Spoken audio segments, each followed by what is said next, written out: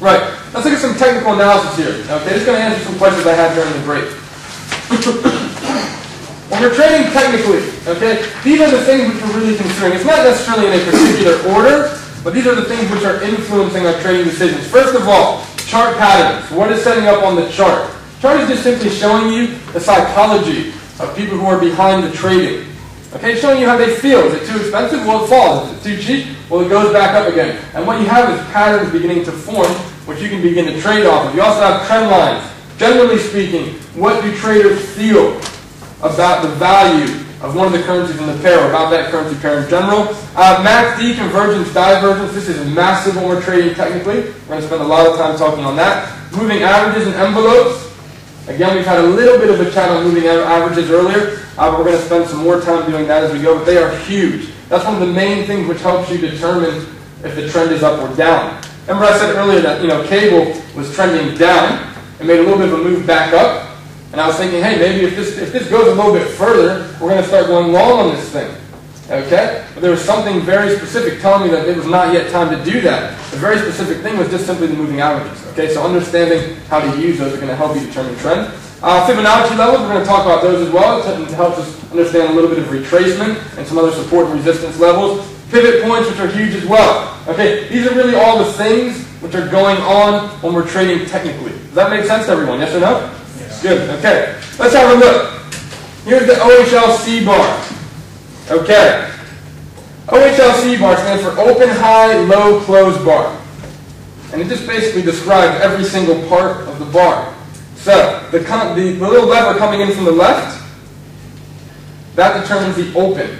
Now let me say this as well. These bars can represent any time frame. So you might have a 1-minute bar, a 5-minute bar, a 15-minute bar, an hour bar, weekly bar, monthly bar, 4-hour bar, doesn't matter, okay? All it's telling you is at the beginning of the time period, whether it's 5 minutes or a day, that is the price which the bar opened up at, okay? The bar on the left, on the right, sorry, coming off to the right, is the close. So let's say it was a 5-minute bar. At the beginning of the 5 minutes, price was trading here. At the end of the 5 minutes, price was trading there. During the 5 minutes, price reached that high and it reached that low. Okay? Now what makes it red or green? Okay? If the bar closes higher than where it opened, it's a green bar. Okay, and a green bar just basically means that there's been more buying activity going on during that period than selling. So the buyers won that time frame. If you see a daily bar which is green, that means the buyers won the day. Does that make sense? Now if the bar closes lower, so for instance, if this close was not here, if this close was down here, and it closed lower than where it opened, then it would be a red bar. And there was more selling going on during that period of time than there was buying. So again, if it's a daily bar, the sellers won the day. If it was a 5-minute bar, the sellers won the 5-minute bar, or the 5-minute time period. Does that answer your question, sir, in the back? Is that helpful? Yeah? So we talked about that during the break. Okay. All right, moving along here. All right, trend lines. Has anyone ever heard of a trend line? Yes or no? Yeah, of course you have, okay? Trend lines are part of, there's really 3 aspects of a trend, okay? This is the first one, okay? An upward trend visually looks like higher highs and higher lows, okay? The peaks and the troughs are each going higher, okay? You should be able to draw a straight line through and connect some of the troughs in an upward trend, okay? So I think this is already done for you in your books, okay? Can you see some of these troughs?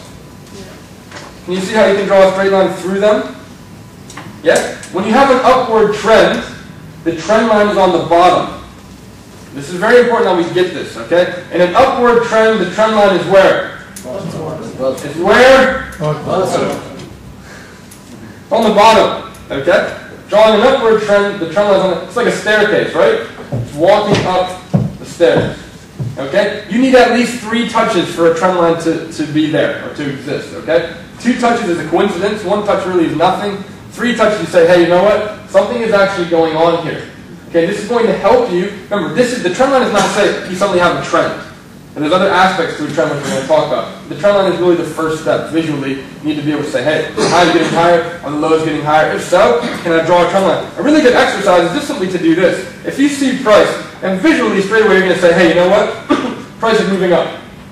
That's not, you don't have to be a genius to figure that out. But then can you say, hey, can I connect the troughs? Maybe just circle the troughs. Say, hey, can I connect at least 3 of them? Yes, I can. Ooh, 4, it's even stronger. Okay, does that make sense to everybody?